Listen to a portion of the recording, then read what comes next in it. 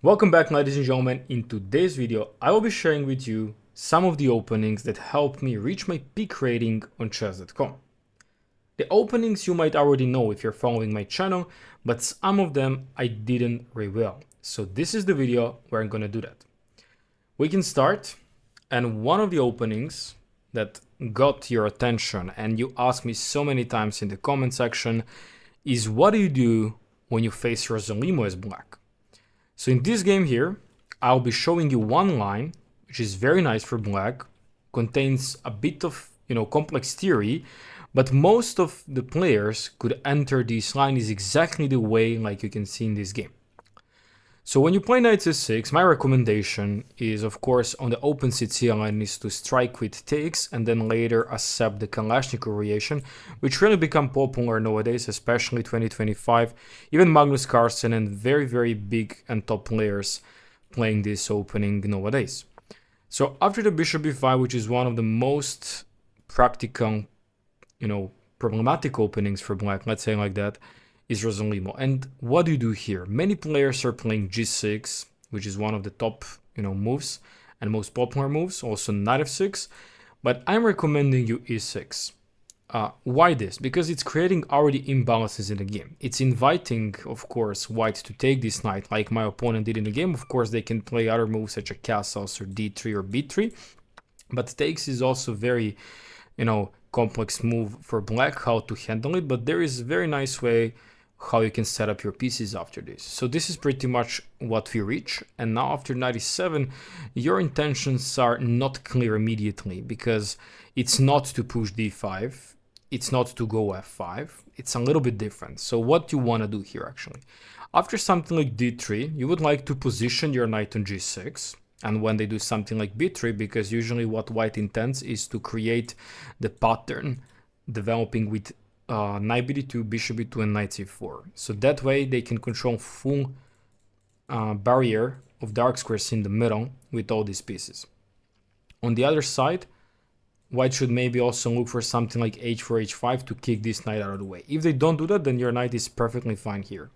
And what do you do next? You wanna create a shelter like d6 and e5. This is really important because if you allow your opponent to do e5 themselves here, at some point when they have full control or already lined up pieces on the e line, it can get problematic. So that's why you go d6 here, or you can actually immediately go e5. According to engine, c5 is much better because it's much direct, and then you're gonna follow up with d6. I think the problem of d6 is actually they can now play the move e5. That's actually a problematic story. Okay, I just messed in the move order, but anyway, I achieved my preferable position. And once you achieve this, now the plan is becoming pretty much clear. Then you want to go bishop e7, after that castles, and now you're already ready for f5. So they're trying to, prepare the things because you're first one to reach f5. You can already see that engine is, Evil Bar is already liking black so much. There is nothing else to prepare for. f5 is already happening, and, if they take, you just take back with bishop. So this is already a huge advantage for black. It's just how do you actually convert this advantage? How do you actually make the king side attack? Because obviously all of our pieces are attacking the king. And what happened in the game? They attack my bishop, I move it back. They centralize the other knight, and I just kick this knight out of the way. Usually we don't want to play this kind of moves just because the e5 pawn is then later being a weakness. But the problem here is after d5, when they move the knight, they cannot come back here, they cannot come back here. Also, it's really hard to open up the e line again. And in the worst case scenario, we're going to place this bishop here and defend this pawn. Like I actually did immediately, just because I wanted to open up the way for my queen to get in. Knight f4, just kicking the queen out of the way. That's just waste of time. Queen gets back because there is no other squares. And after queen h4, like it's almost completely winning for black. Because what is the next moves? The rook f6, rook h6, and just checkmate. Look at this pawn shelter. Like, what can be better than having these kind of positions against the Rosalimo Sicilian? They're just desperately trying to create some space on the queen side, but that's actually not the place on the board where the things are happening. And after this, pretty much game is over. Bishop takes h3. They tried some rook a4, bishop takes g2, they moved away, and this is a beautiful queen sacrifice checkmate, because when the knight takes, we have rook takes h1, and the game is over. So the concept is very basic. you want to play e5, d6, bishop e7, castles, and f5. With that, you're creating and opening the line. So how white should play, of course, there is much better version. They should actually start immediately with d3 or b3 here.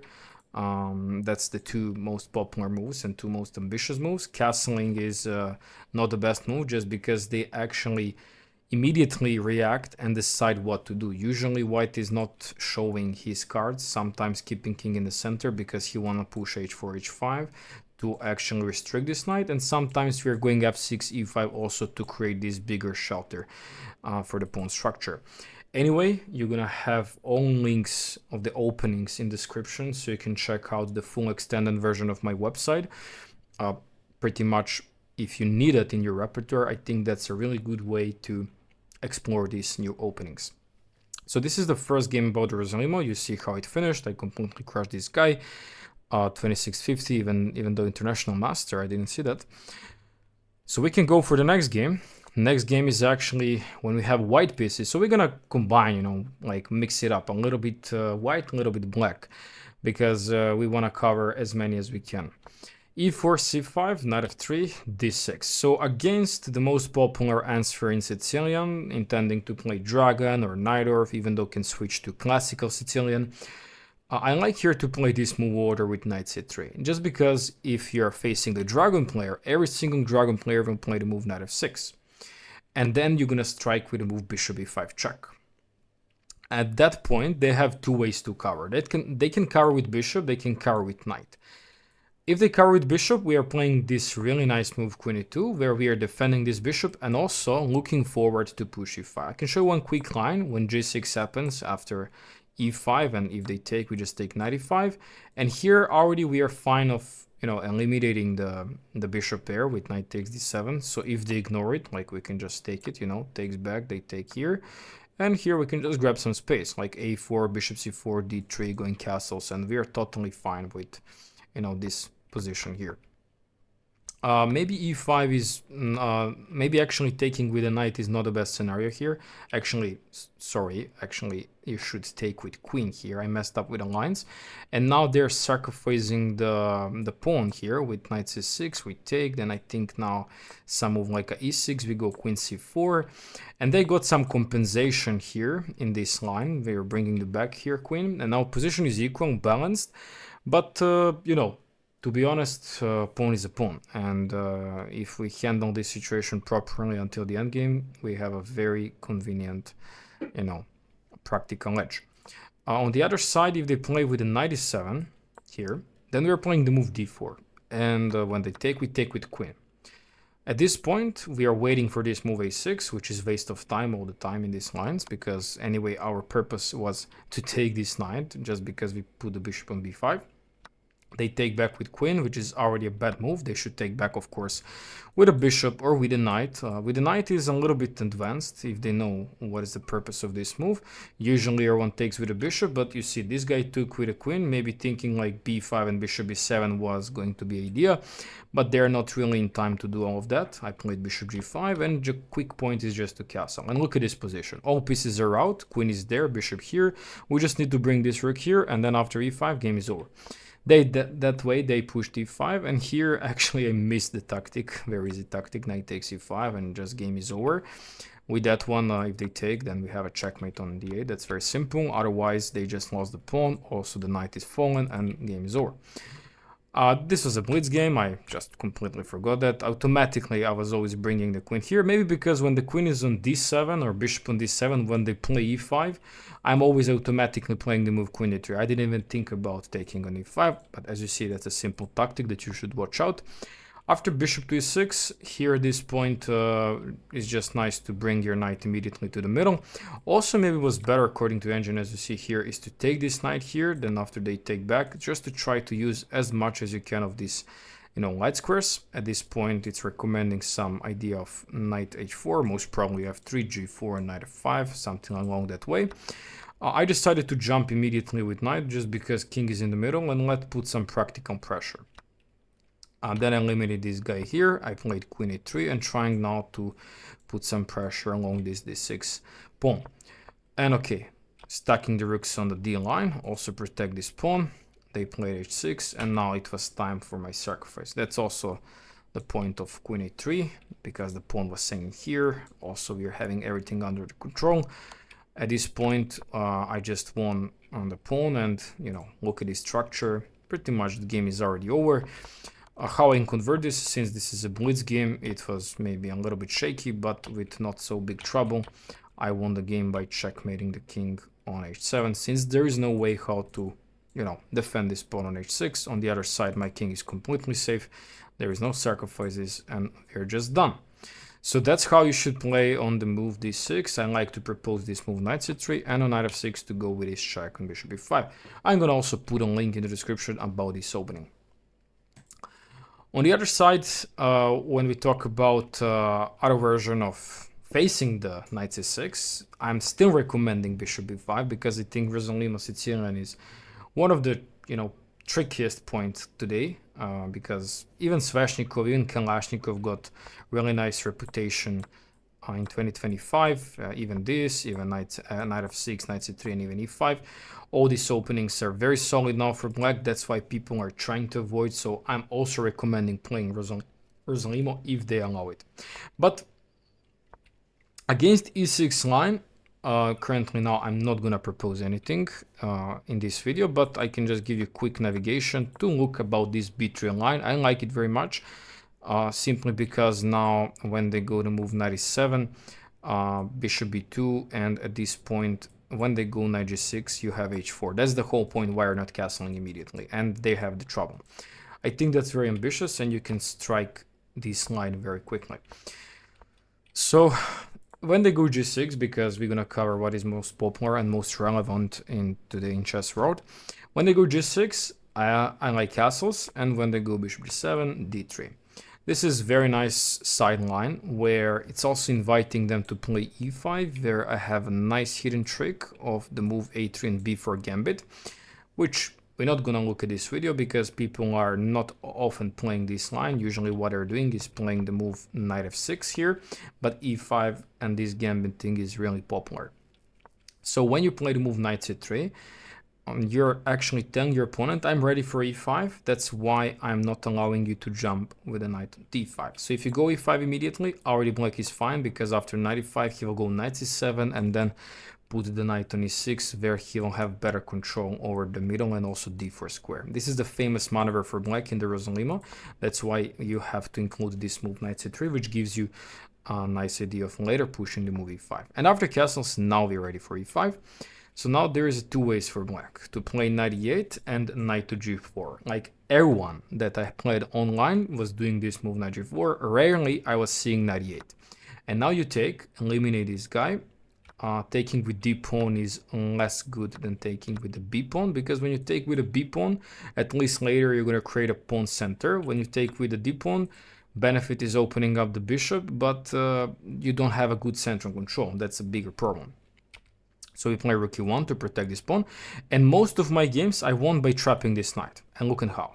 When they go back, I was playing knight e4, improving my knight, also targeting here. They're forcing to play b6. Now I play bishop f4, and my plan is simply just to go queen to d2, target this knight, and later push g4, where the knight will be completely trapped. So they go knight f5, trying to jump in. I'm playing just c3. Now the best move and the only move according to the engine, as you see, that keeps some, probability for black to stay good in this game is bishop a6. But they played a5, now I just play queen d2, and they play the move bishop a6, which is totally nonsense. So if you're a black player, please don't play like this Rosalimo.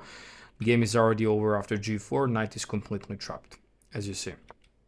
So they should try to do something here by playing f6 or to play h5, but as you see, according to engine, it's already hopeless for black.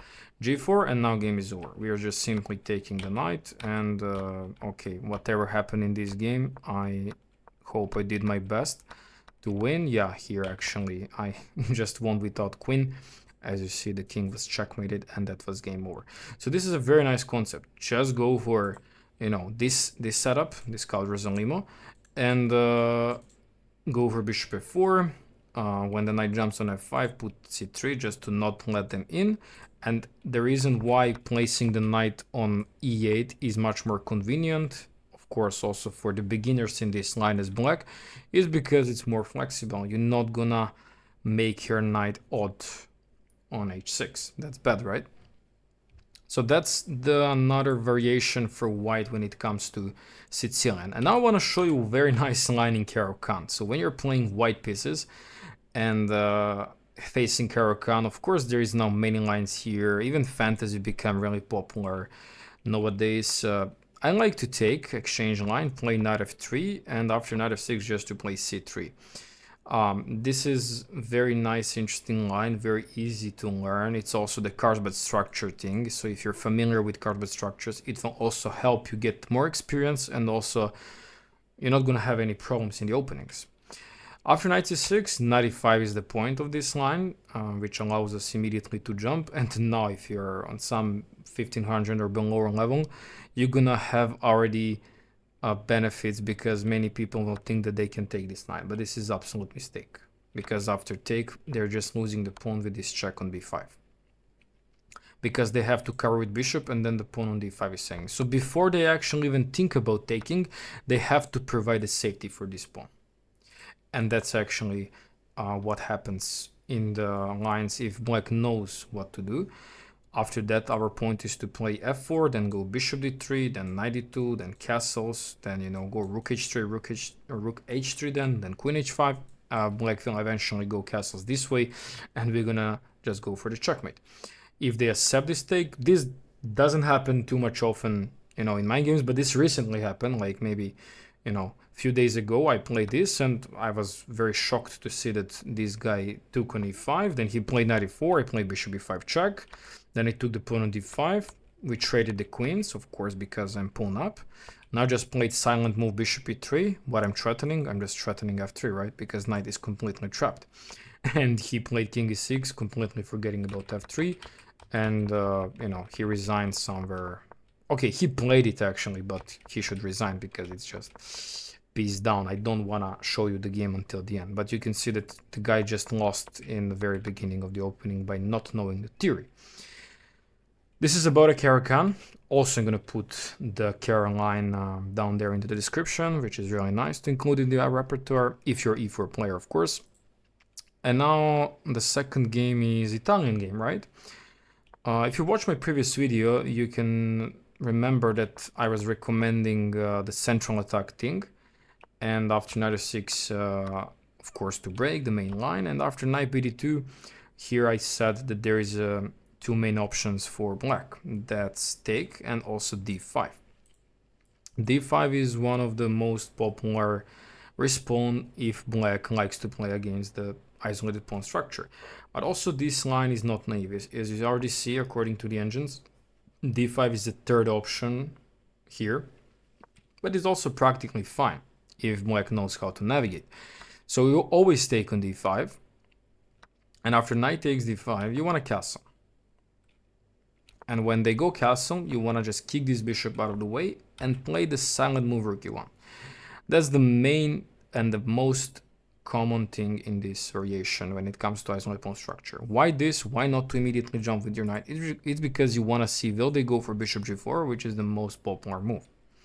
If they go for bishop g4, it's a little bit advanced plan now for white, but you will know. You go h3, and after they move the bishop back on h5, you would like to propose back with your bishop on a2. The point is to make the gap for your knight to create a route to the e5. That's the biggest point, why you're not moving this knight yet. And also, at some point, you want to push g4. So I've seen here a couple of things happening. Let's just burn some move, like let's say play rook e8, which is not the best, of course. Okay, here we already have queen b3, so let's play bishop f6, g4, bishop g6, and I think now knight c4, yeah. So yeah, it's a little bit against king, king safety principles and generally principles about chess.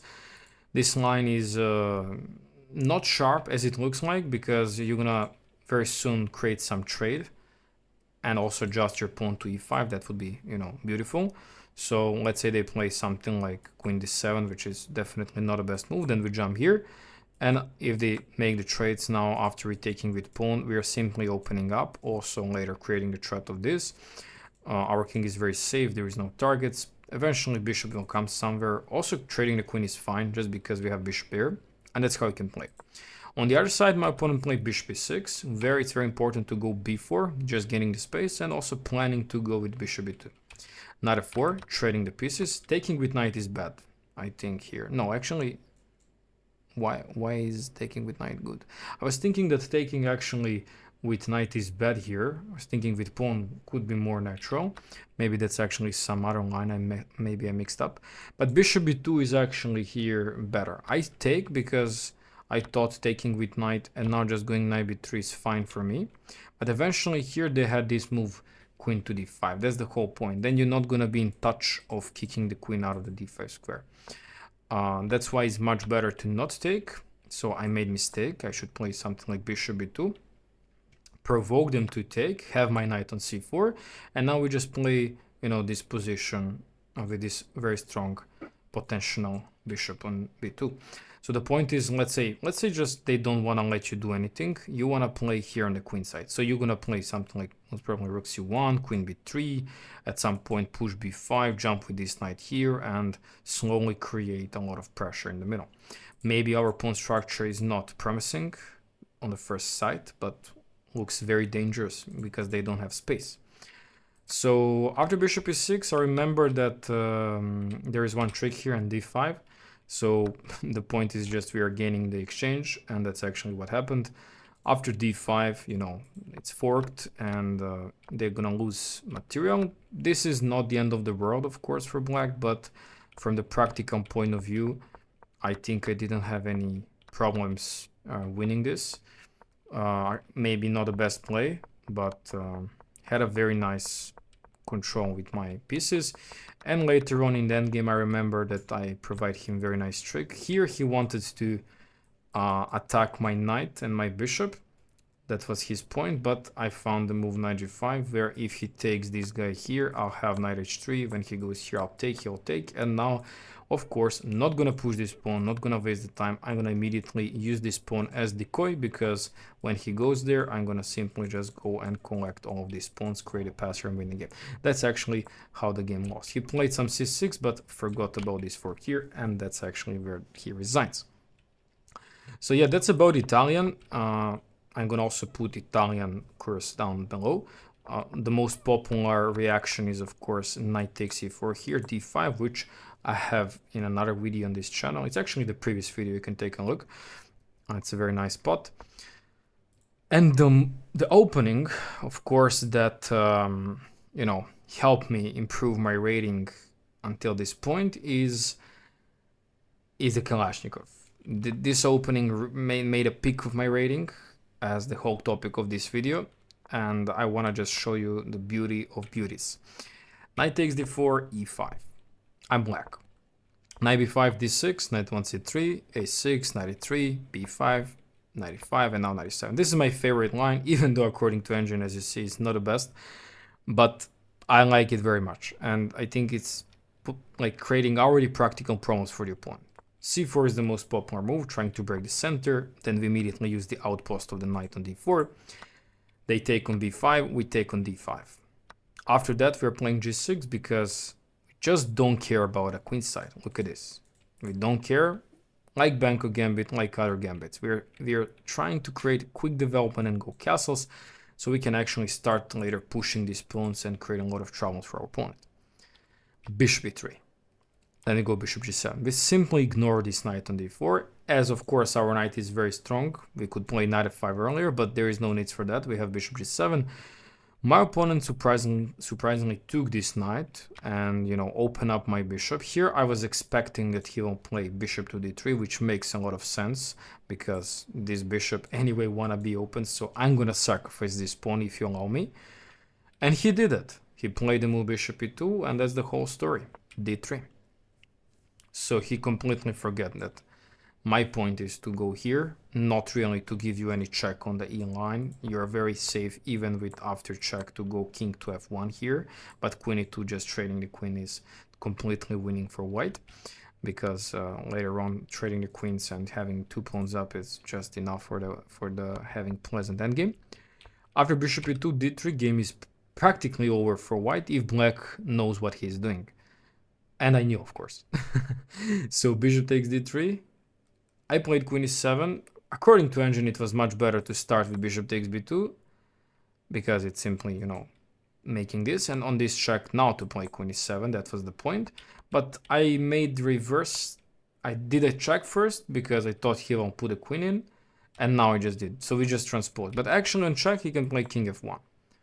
And if I take now on b2, he can play rook b1, and apparently after bishop takes a3, he has some idea of queen b3, bishop c5, and rook e1. And I missed that. Of course, it's a blitz game, and I didn't see that from the distance. According to engine, now it's completely winning. We are just simply winning the piece in my favorite opening, Kalashnikov opening. And after a couple of moves, we can see endgame is just completely winning. I just trade, simplify, simplify, and simplify, and we came to the winning point where my opponent resigns. So this is not the sharpest line, just to tell you. When they play the move bishop e3 is something myself didn't face too much. Usually what they're doing is playing bishop to d3, and then we go bishop g7. Usually some of them are taking here, which is not the best move. Of course, we are not retaking. We're going castles. They're going castles. And now the whole story is e4. Sacrifice to go queen h4. And then you want to go bishop g4, and then bishop to e5, and just go checkmate on the king's side, where they don't have so much resources of defense. This is also covered in my course about Kalashnikov opening, and I had many success in this line. According to Chess.com reviews, all my games in this line has 100% accuracy. So pretty much you can have the theory until this moment. Even more I put inside the course, but from this point you don't need so much theory. Practically it's really hard for white to defend this, all pressure. And yeah, this is the video about all openings that help me improve my rating. If you like this, you can repeat the video and, you know, just get again the information. And if you want to extend versions, you can check my website and get all these courses for yourself, be these opponents on Chess.com or over the board tournaments. Thanks for watching. Hit that subscribe button, like button, and I'll see you in the next one. Bye bye.